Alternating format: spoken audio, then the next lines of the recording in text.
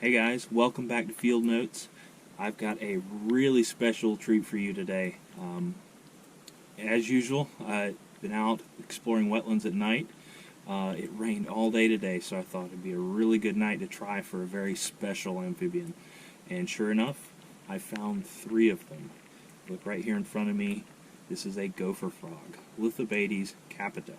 Now, this frog is one of the rarest frogs in the southeast, possibly the rarest frog in Georgia. It's an incredible animal. These frogs get their name because they spend a lot of their time in upland habitat utilizing gopher tortoise burrows. Where they don't coincide with tortoises, they'll also use mammal burrows, burned out stump holes, or possibly even crayfish burrows.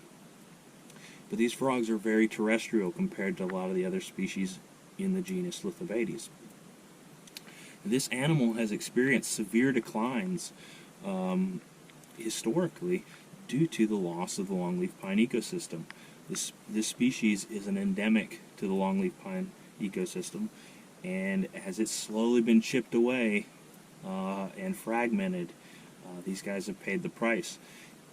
Like a lot of the animals I've highlighted recently, tiger salamanders, ornate chorus frogs, chicken turtles, all these animals utilize the same wetlands, these temporary seasonal wetlands that typically don't have fish, open canopy, a lot of grassy vegetation. That's what these animals need. And those wetlands need fire in order to maintain that habitat structure. And once you lose fire and you lose that habitat structure, you get a lot of trees, you get a lot of leaf litter and duff built up, the grass gets choked out, and these animals don't have the right habitat to reproduce or forage. And so that's the main problem with these gopher frogs. And also the habitat surrounding wetlands that still remain, these are highly terrestrial frogs. In many ways they're like toads. They spend a lot of times in the uplands. So if you get fragmented habitat where the pond's still there, but all the forest around it has been cut or severely altered, they've lost habitat. If you lose gopher tortoises, these frogs are losing critical habitat.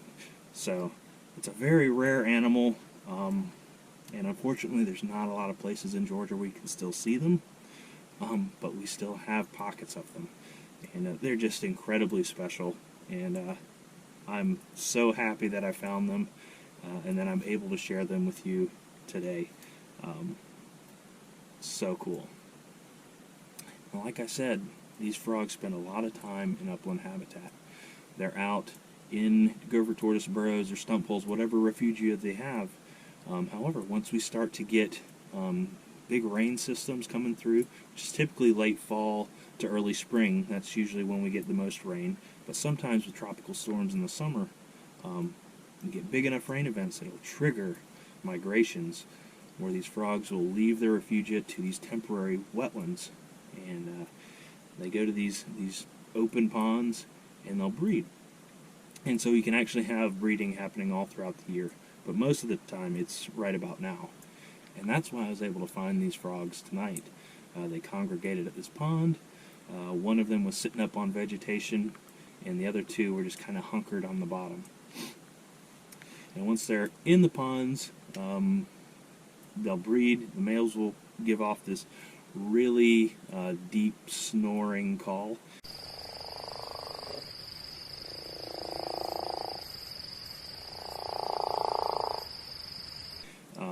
Real low frequency, and they attract mates. They lay clusters of about 2,000 eggs, and then once they're done breeding, then they make the trek back across the landscape to their burrows or wherever they're spending their time. And they can travel pretty good distances between wetland and their upland homes. So that habitat connectivity is very, very important. It's hard for me to express just how excited I am about this frog. I've only ever seen them once before, so this is a real treat. And I'm so happy I get to share this animal with you. But I've already interrupted his night, and I don't want to take up any more of his time, so I'm going to go ahead and put him back in the pond. to let him continue with whatever he was doing.